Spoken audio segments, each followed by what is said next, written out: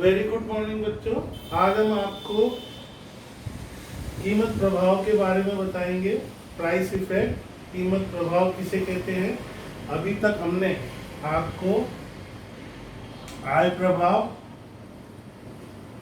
Income effect, substitution effect के बारे में बताया और इसका चित्रात्मक प्रदर्शन करके ही बताया। अब हम आपको प्राइस इफेक्ट क्या होता है, कीमत प्रभाव किसे कहते हैं, इसके बारे में जानकारी देंगे। सबसे पहले हम वही उसी प्रकार से OX अक्ष इसका निर्धारण करते हैं। अब हम यहाँ पर किसी X वस्तु की कीमत और यहाँ पर उसकी मात्रा इस प्रकार से होती है। ये मान लो कि शुरू में किसी वस्तु की कीमत इस ई बिंदु पर थी और हमारा संतुलन इस बिंदु पर होने पर हमारी खरीदी जाने वाली मात्रा X0 और P0 थी।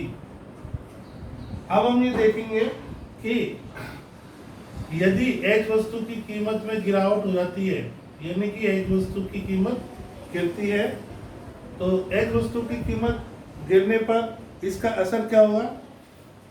इसका असर होगा कि उपभोक्ता X वस्तु की अधिक मात्रा खरीदने लग जाएगा।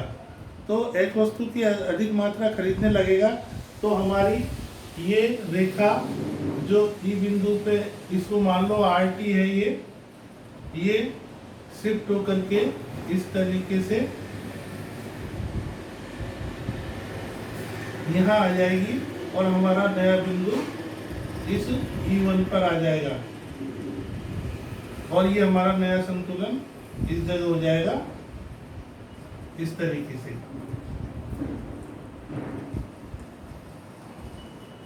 इस तरीके से हमारा E1 पर संतुलन हो जाएगा।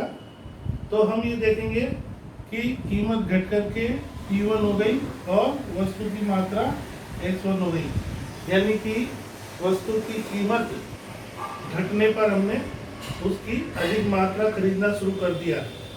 इस प्रकार से जबकि Y वस्तु की कीमत स्थिर है, यहाँ पर हम ये मान के चलते हैं कि Y वस्तु की कीमत स्थिर है और X वस्तु की कीमत में गिरावट होकर के RT से लेकर के RT1 हो गई और हमारा नया संतुलन बिंदु इस E पर आ जाएगा।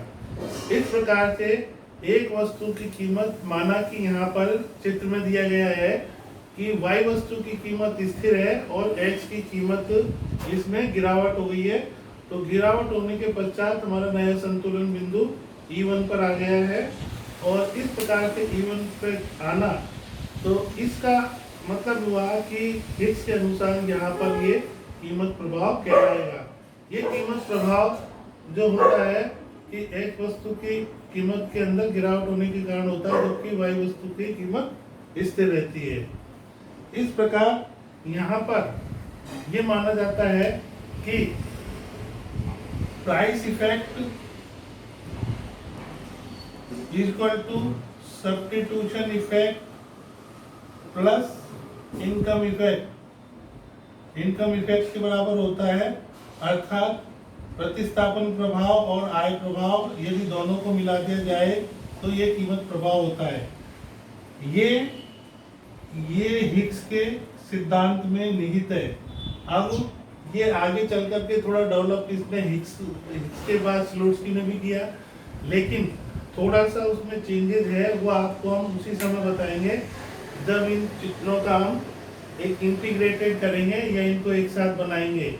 अभी हम आपको केवल प्राइस इफेक्ट के बारे में बताते हैं कि कीमत प्रभाव किसे कहते हैं।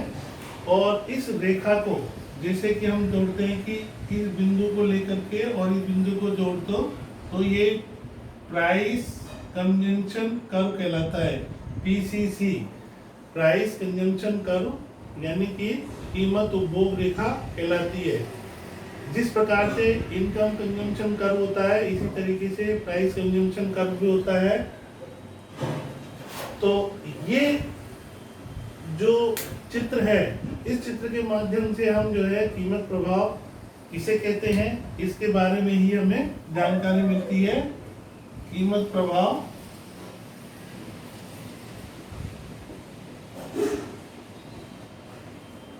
Price effect,